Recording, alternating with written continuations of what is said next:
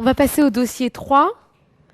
Madame G, 48 ans, est la dernière patiente de votre consultation en ce vendredi soir. Elle se plaint de difficultés croissantes à déglutir depuis quelques jours, avec quelques fausses routes depuis le jour même.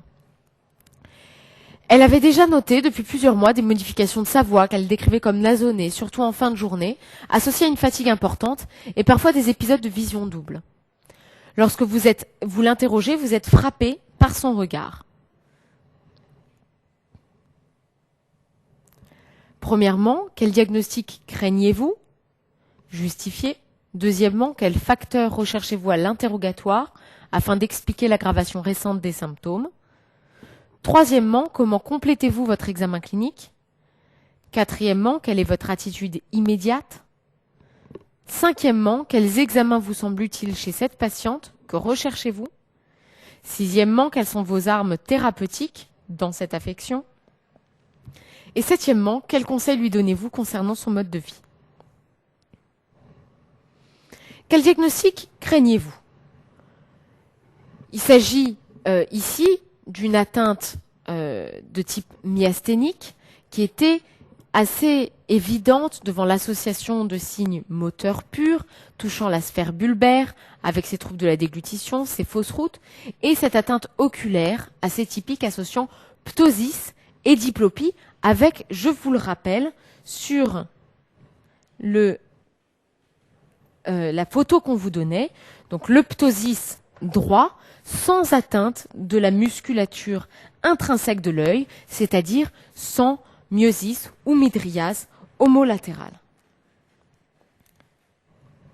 Mais dire myasthénie, c'est jamais assez, on en veut toujours plus. On craignait ici une myasthénie généralisée et sévère. Sévère, pourquoi?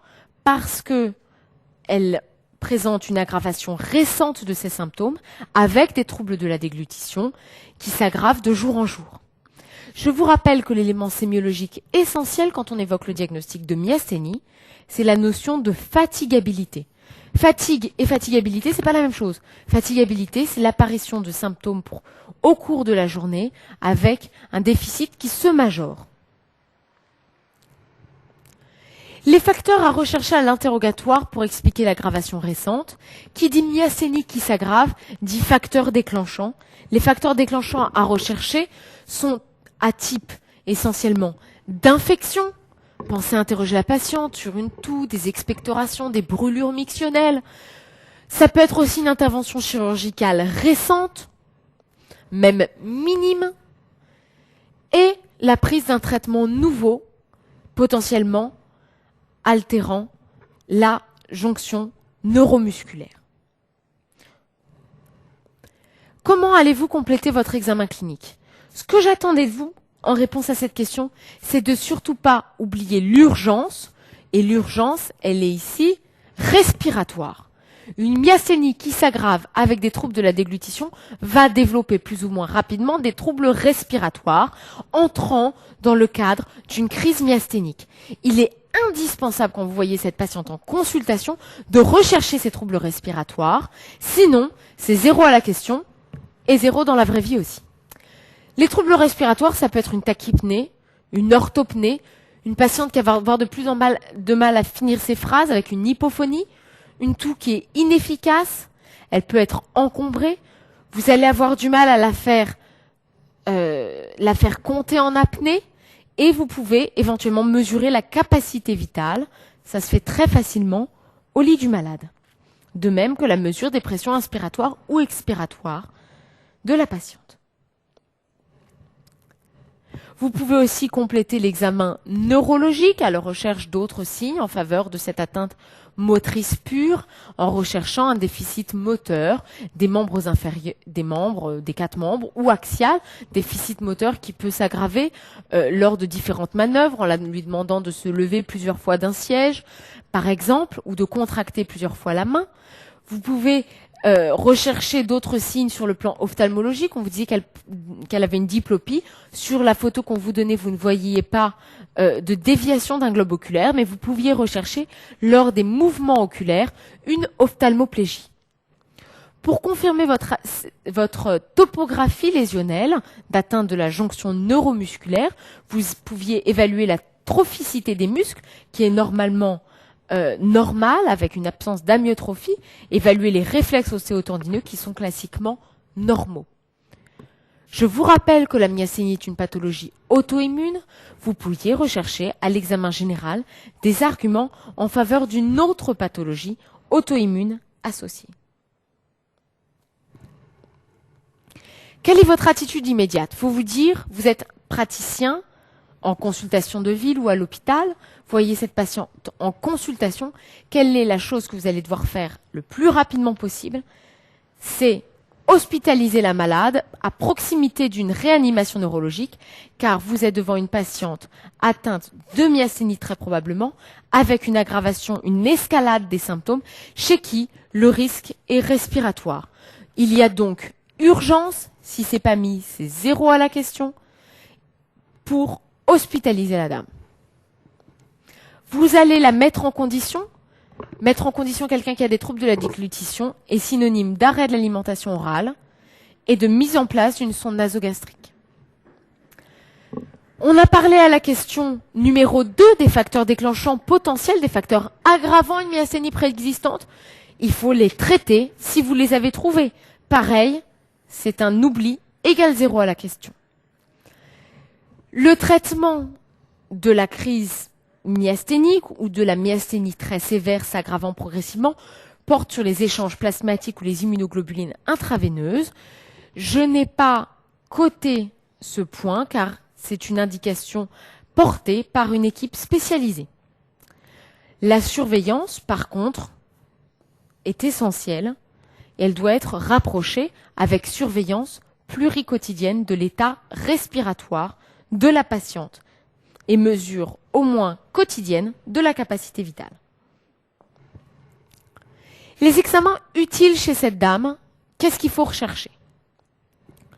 Les examens utiles, c'est d'abord des examens qui vont nous permettre de dire oui, c'est une myasthénie ou non, c'en est pas une. Peut-être c'est autre chose. Les examens pour le diagnostic positif, il y en a 2.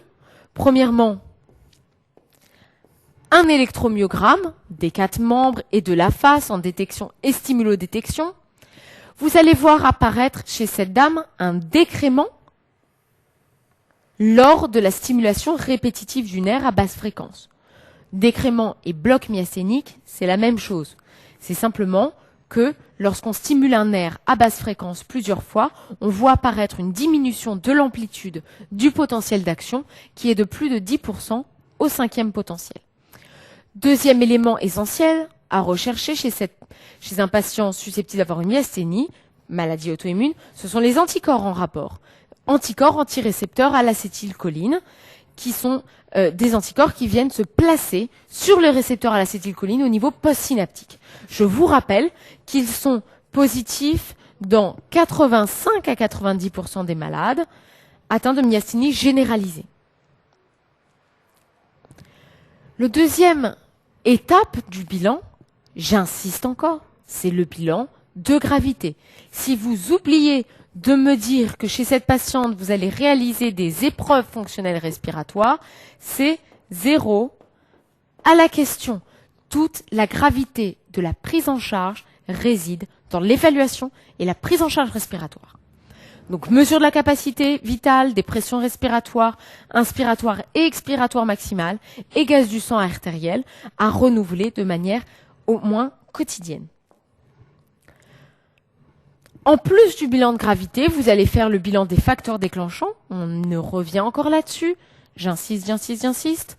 Facteurs déclenchants qui peuvent être infectieux, notamment urinaires, classiques chez la femme jeune, ou pulmonaires, effectués, bien évidemment, une radiographie thoracique. Ce sont des choses simples à traiter qui peuvent améliorer de manière spectaculaire les malades. Enfin, on peut continuer notre bilan en faisant un bilan plus large, un bilan dit étiologique. Vous savez qu'on retrouve fréquemment chez les patients atteints de myasthénie auto-immune des anomalies du thymus à type de thymome ou d'hyperplasie. Le traitement de ces anomalies pourrait améliorer le patient sur le plan de ses symptômes. Donc il faut les rechercher à l'aide d'un scanner thoracique à coupe fine. 5e et dernier élément du bilan d'un patient myasthénique, c'est le bilan de ses comorbidités, des pathologies auto-immunes associées. Le bilan peut comprendre au moins un bilan thyroïdien, dosage des facteurs antinucléaires, anti-DNA natifs, latex Valère rose, le tout étant bien sûr orienté par la clinique.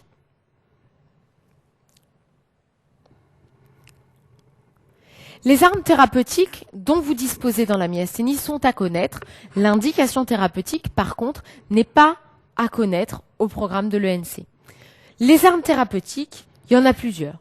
Tout d'abord, on a vu que la myasthénie est une pathologie auto-immune liée à la fixation d'un anticorps sur le récepteur postsynaptique à l'acétylcholine. Ce qu'on va faire, c'est qu'on va essayer de donner aux patients le maximum d'acétylcholine pour essayer de faire passer l'influx nerveux au niveau de la synapse neuromotrice. Donc à ce niveau-là, il y a de l'acétylcholine estérase qui dégrade l'acétylcholine et empêche son passage. On va, à l'aide d'anticholinéstérasiques, faire en sorte qu'il y ait plus d'acétylcholine qui passe la jonction neuromusculaire. Donc la première étape, c'est un traitement symptomatique par anticholinéstérasique prescrit de manière systématique. Deuxième étape du traitement, peut être un traitement étiologique qui est systématique en cas de thymome par la réalisation d'une thymectomie. Parfois, on propose même une thymectomie chez des sujets jeunes, même en l'absence de thymome. Troisième possibilité thérapeutique, c'est la prescription d'un traitement immunosuppresseur chez les patients incomplètement améliorés par les anticholinéstérasiques. Les traitements immunosuppresseurs proposés peuvent être les corticoïdes ou des traitements cytolytiques comme l'aziatioprine. Ensuite, dans le cas très particulier de la crise aiguë myasthénique, ou de la myasthénie qui s'aggrave très rapidement, on peut avoir recours aux échanges plasmatiques ou aux IGIV, comme on a vu dans le dossier. Enfin, n'oubliez pas, ça rapporte toujours des points à l'ENC, et dans le cœur de vos malades, de proposer un soutien psychologique chez ces patients atteints de maladies chroniques. Les conseils à lui donner dans la vie quotidienne, c'est une question que ces patients-là se posent très régulièrement. Il y en a plusieurs. Déjà, surtout et avant tout, savoir lui remettre une liste présentant les contre-indications médicamenteuses dans la myasthénie. La liste est longue, il faut qu'elle l'ait constamment sur elle et qu'elle sache la fournir au médecin qui s'occupe d'elle régulièrement. On va aussi lui expliquer comment auto-adapter son traitement anticholinéstérasique en cas de stress, d'intervention chirurgicale prévue. On va enseigner les effets secondaires des anticholinéstérasiques ainsi que leurs règles d'utilisation, savoir lui dire qu'est-ce qui fait penser à une crise cholinergique et lui dire qu'il faut consulter alors en urgence. Pareil pour les signes d'alarme liés à sa maladie, aggravation de troubles de la déglutition, présence de troubles respiratoires, synonyme d'une consultation en urgence. Enfin, lui remettre une carte de patient myasthénique sur lequel est précisé le diagnostic, le traitement, l'équipe qui la suit et les contre-indications médicamenteuses. Je vous rappelle encore et encore et encore, vous allez dire les points importants de la myasthénie, et je répète que le grand mot-clé de cette conf était le mot-clé d'atteinte respiratoire du patient myasthénique qui fait toute sa gravité et qui a évalué de manière systématique. Savoir aussi rechercher les facteurs déclenchants et aggravants, infectieux ou médicamenteux, éduquer vos malades, répéter cette éducation au cours des différentes consultations en leur remettant la liste des médicaments contre-indiqués et en leur remettant une carte de patient myasthénique. Voilà 5 points qui vous permettront d'éviter les zéros au dossier de myasthénie de l'adulte.